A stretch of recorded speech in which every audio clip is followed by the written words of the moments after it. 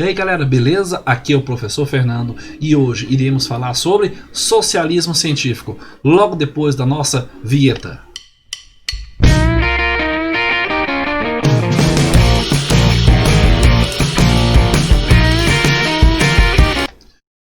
E o nosso assunto de hoje é sobre o chamado socialismo científico.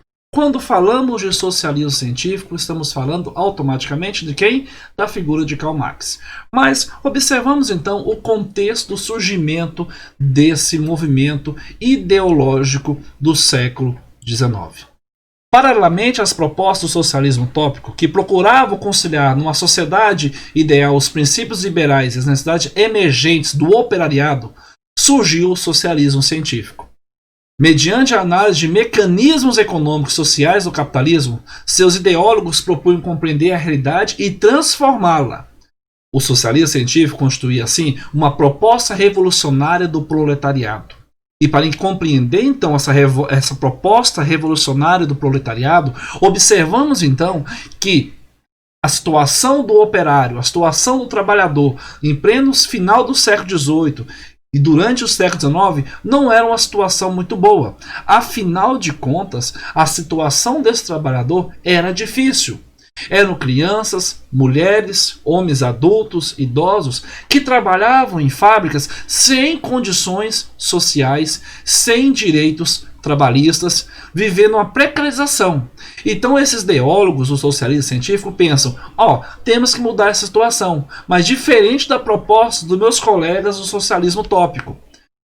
O seu maior teórico, então, do socialismo científico, e mal compreendido por alguns, foi a figura de Karl Marx, cuja obra mais conhecida chama-se O Capital, criada em 1867. Essa obra causou uma revolução na economia e nas ciências sociais em geral. Marx contou em muitas de suas obras com a colaboração de seu amigo Friedrich Engels em 1820 a 1895, o autor de A Origem da Família e da Propriedade Privada e do Estado. No Manifesto Comunista, por exemplo, publicado em 1848, Karl Marx e Engels esboçaram as proposições e postulados do chamado socialismo científico, que foram definidos, galera, de forma concreta em O Capital.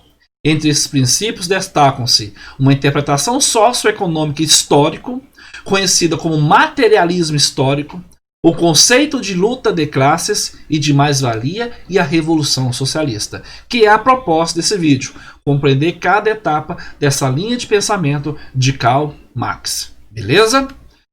Materialismo histórico é um assunto muito recorrente, alguns já ouviram falar. Você que está no ensino médio já ouviu falar, ou se não ouviu a primeira vez, é uma coisa bem interessante dentro da metodologia historiográfica, é um aspecto historiográfico que Marx utiliza, e na universidade você também vai usar.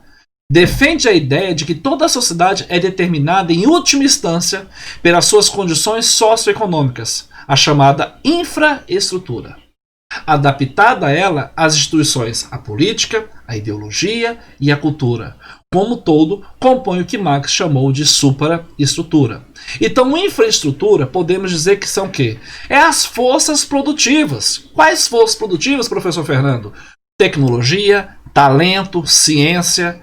As relações de produção estão lá na infraestrutura, direito de propriedade sobre os meios de produção.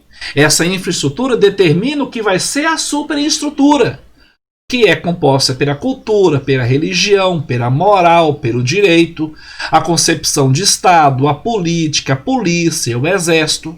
A superestrutura é criada para manter as relações de quê? De produção. Então uma é a força produtiva e o outro é a manutenção dessas forças produtivas. Segundo Marx, então, quando ele fala de infraestrutura e superestrutura, ele afirma o seguinte: produção econômica e a organização social que dela resulta, necessariamente para cada época da história, constitui a base da história política e intelectual desta época. Pois, na produção social dos meios de existência, os homens contraem relações determinadas, necessárias e independentes de sua vontade. Relações de produção que são correlativas a determinado estágio do desenvolvimento de suas forças produtivas.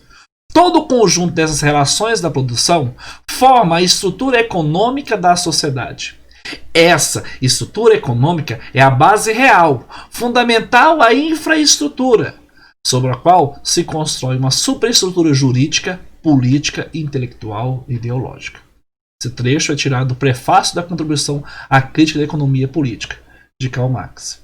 Então se observa infraestrutura, modo de produção, superestrutura, o aspecto cultural, ideológico, Estado, polícia, que mantém essa infraestrutura.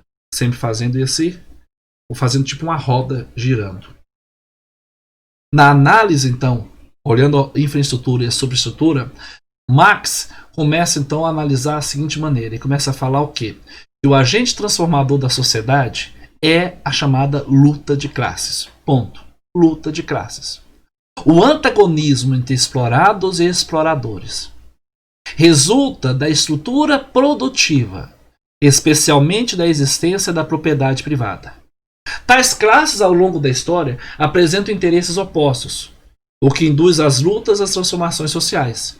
Ou seja, eu tenho um interesse como funcionário, o meu patrão tem um outro interesse. Aí nós batemos de frente.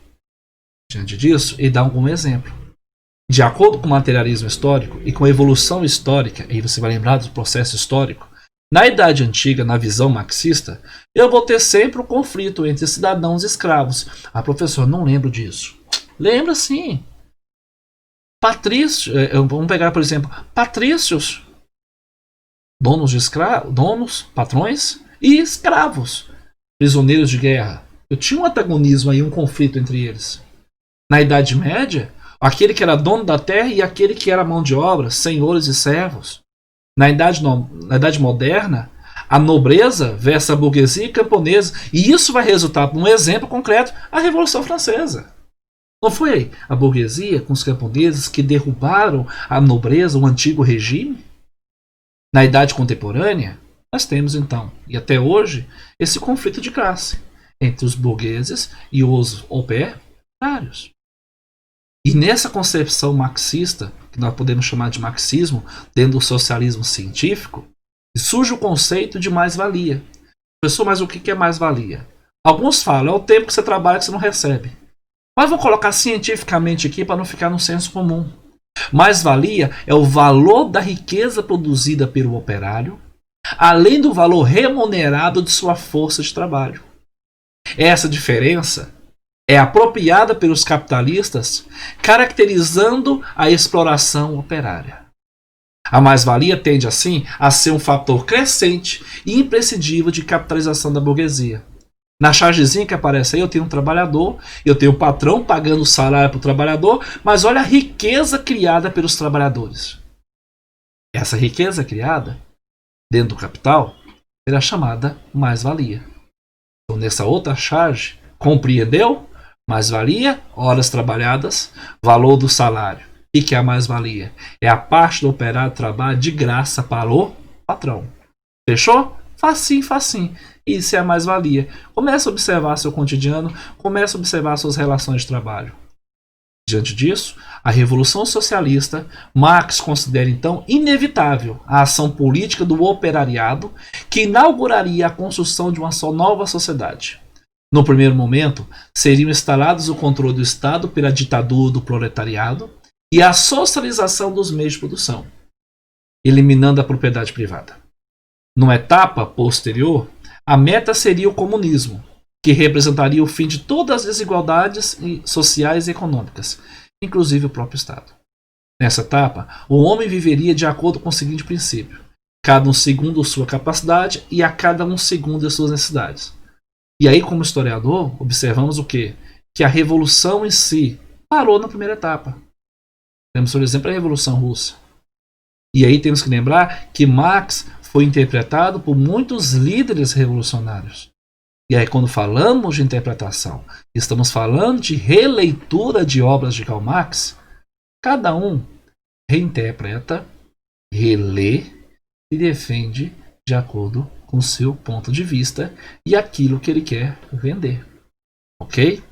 Mas a ideia é interessante. Ele fala, diante da luta de classe e tudo, quem vai mudar a sociedade é o operariado.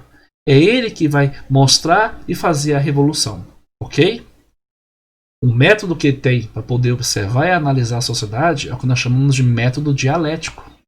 Marx e Engels elaboram suas análises com base no chamado método dialético, pelo qual o desenvolvimento desse dialético se dá da seguinte maneira: tese e antitese. A tese e a antitese resultam em uma unidade transformada em síntese. Pelo método dialético, por exemplo, o desenvolvimento burguês do mundo moderno seria uma antitese aos privilégios feudais sobreviventes do século XVIII, que desembocaram na Revolução Francesa. A síntese do confronto. Então, tudo aquilo que aconteceu antes foi a antitese. O que leva, na Revolução Francesa, a ser o quê? A síntese, a conclusão. E aí, nós fechamos nossa aula agora sobre o socialismo científico. Espero que vocês tenham gostado desse vídeo. Espero que vocês tenham percebido que o socialismo científico é uma coisa que se foi pensado por Karl Marx no século XIX. Muitos defendem o socialismo científico ainda hoje. Muitos falam mal, muitos conceituam errado, muitos reinterpretam. Sugiro então, leia o Capital, leia o Manifesto, analise, faça ciência, beleza? Essa foi nossa aula de hoje. Se gostou, dá o seu like, se inscreva no canal, compartilhe esse vídeo e ative o sininho. Até a nossa próxima aula. Fui!